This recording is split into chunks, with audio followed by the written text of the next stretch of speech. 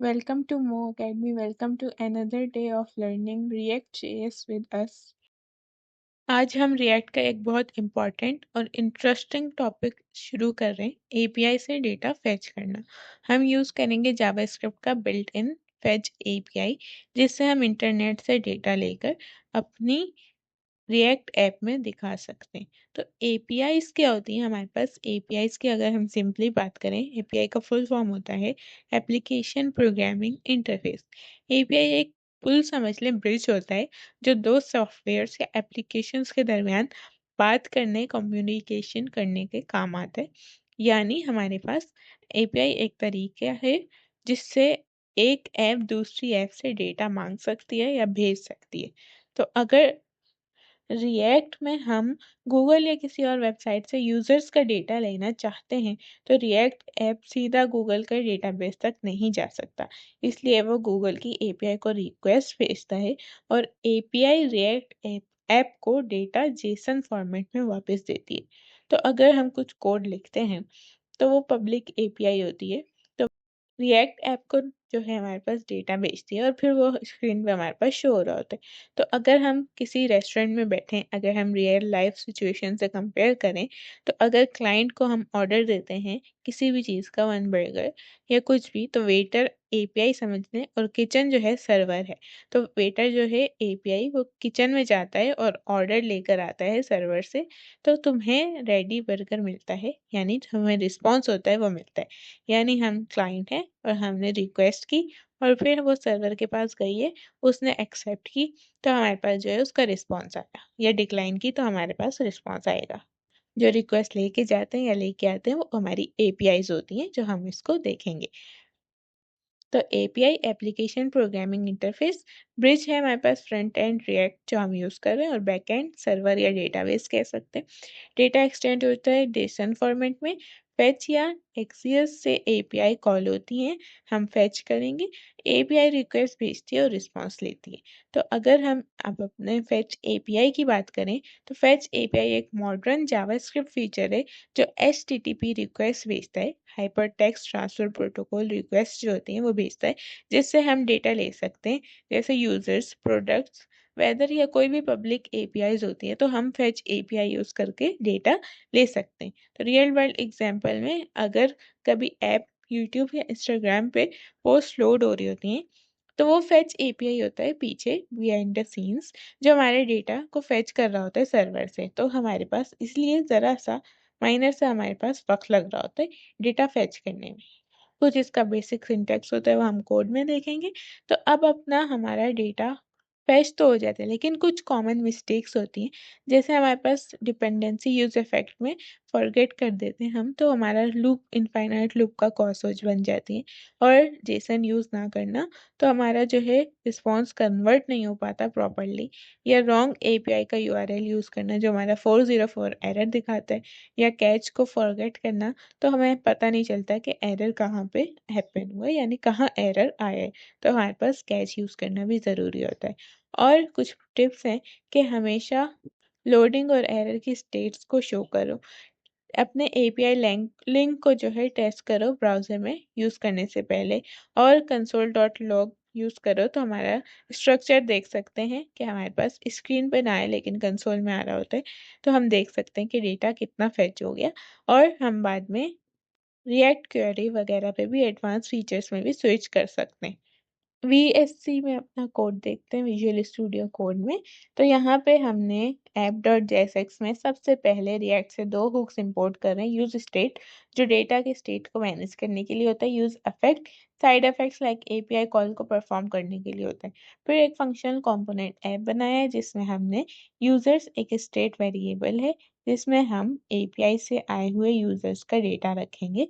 तो इसमें हमने अभी स्क्वायर ब्रैकेट्स दे दी, यानी हम इसमें डेटा शुरू में एम्प्टी एरे दिया हुआ है, क्योंकि अभी डेटा फेच नहीं हुआ तो एम्प्टी दिया हुआ है। फिर हमने ये स्टेट बना ली, एक और स्टेट बनाई है लोडिंग की, तो बताने के लिए कि डेटा लोड हो रहा है या नहीं, तो हमने इसको स्टार्ट में ट्रू रखा है, मीन्स पेज लोड पे लोडिंग शो करेगा स्टार्ट में, जो हमारी माइनर से टाइम के लिए होगी। फिर यूज इफेक्ट हुक का हमने यूज किया है, फंक्शन तब चलेगा जब कंपोनेंट पहली दफा रेंडर होगा।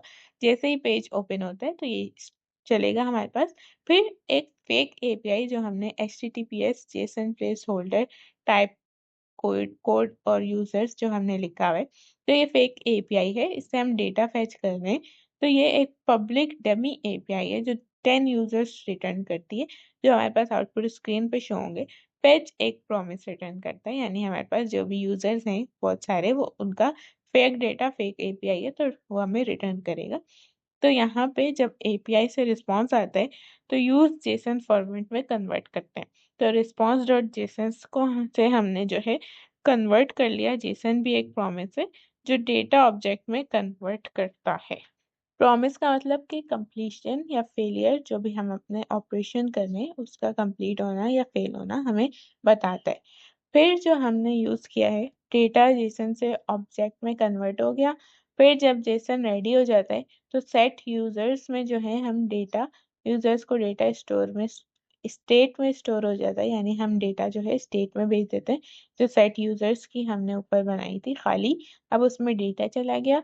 और सेट लोडिंग को जो हमने फॉल्स कर दिया, यानी लोडिंग हटा देते हैं क्योंकि अब डेटा मिल गया तो लोडिंग दिखना नहीं चाहिए, तो हमने उसको फॉल्स कर दिया। फिर अगर एपीआई में एरर है, जो हमने बोला था कैच यूज करना है लाजमी, तो कैच में एरर, तो कंसोल में एरर शो होता है कि एरर फेचिंग डेटा, जो भी एरर है वो शो हो जाएगा। फिर हमने कंसोल में उसको प्रिंट करा दिया। अगर कोई एरर हुआ तो हमें प्रिंट करता हुआ दिखेगा कंसोल में, हमारी स्क्रीन पे नहीं। तो लोडिंग को फिर हम फॉल्स कर देते हैं ताकि लोडिंग जो है वो नहीं लगी रहे। एरर आ गया तो अब एरर दिख जाए। फिर हमारे पास ये डिपेंडेंसी एरे है। खाली एरे का मतलब है यूज इफेक्ट सिर्फ एक बार चलेगा कंपोनेंट माउंट होने पे। रिटर्न में फिर हमने सिंपल एक डिवीजन स्टाइलिंग के साथ किया हुआ है। डिवीजन, इसमें टेक्स्ट जो है सेंटर में अलाइन होगा। मार्जिन टॉप से जो है, मार्जिन जो है टोटल 20 पिक्सल्स का है। फिर हेडिंग लिखिए fetching data with fetch API, हमने सिंपल। फिर कंडीशनल रेंडरिंग हमने की हुई है, यानी टर्नरी ऑपरेटर हमने यूज किया है। क्वेश्चन मार्क और कॉलन से हमें पता लग रहा है अगर लोडिंग इक्वल्स टू ट्रू है तो लोडिंग यूजर शो करेगा, यानी लोडिंग हो रही है तो लोडिंग यूजर्स शो करेगा, वरना फॉल्स है तो यूजर्स का लिस्ट शो करेगा। लिस्ट में क्या किया है हमने, एक अनऑर्डर्ड लिस्ट बनाई है, बुलेट पॉइंट्स रिमूव कर दिए। तो लिस्ट स्टाइल हमने कुछ नहीं दिया, पैडिंग भी 0 दी हुई है। फिर यूजर्स डॉट मैप हर यूजर के लिए एक एलआई लिस्ट बनाता है, जिसमें क्या है, रिएक्ट को यूनिक की देने के लिए हमने की equals to user dot ID, हर एलिमेंट अलग अलग पहचाने जा सके इसलिए हमने हर उसको की दे दी अलग आईडी, ये हमारी जनरेट होगी। स्ट्रॉन्ग में जो है यूजर का नाम बोल्ड होता है, फिर उसका ईमेल लिखा होता है, यानी स्ट्रॉन्ग में जो है बोल्ड में यूजर नेम आएगा और उसके आगे यूजर की ईमेल आ रही होगी, जो हमारा फेक डेटा होगा लिस्ट के अंदर। तो हमारी एक लिस्ट बनी हुई आएगी पूरी, इसमें यूजर नेम होंगे और यूजर ईमेल्स होंगी, नेम जो है बोल्ड होंगे। लिस्ट क्लोज कर दी हमने, अनऑर्डर लिस्ट, फिर पूरा यूआई रिटर्न किया। फिर हमने जो है अपना ऐप कंपोनेंट को एक्सपोर्ट किया ताकि दूसरे उसमें रेंडर कर सकें।